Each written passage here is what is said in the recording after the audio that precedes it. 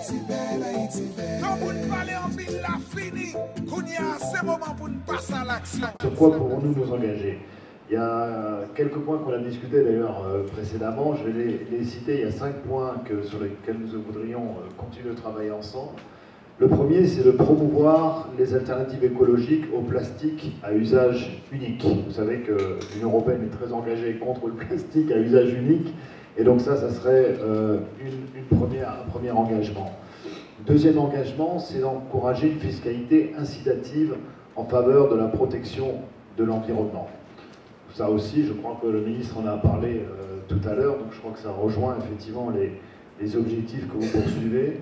Troisièmement, ça serait de favoriser les pratiques innovantes et respectueuses de l'environnement en soutenant les initiatives de production locale. Si on veut se débarrasser des boîtes à manger hautes, il faut proposer des alternatives crédibles et les distribuer et avoir un prix, etc. Donc il faut y travailler. Donc je crois que si on peut réfléchir sur ces questions-là et voir comment aboutir à ce type de résultat, ça serait très important. Quatrièmement, je reviens sur les propos du ministre dans son discours d'introduction. Ratifier les conventions internationales sur la protection des zones et espèces marines, et ainsi que tous les textes juridiques qui les accompagnent.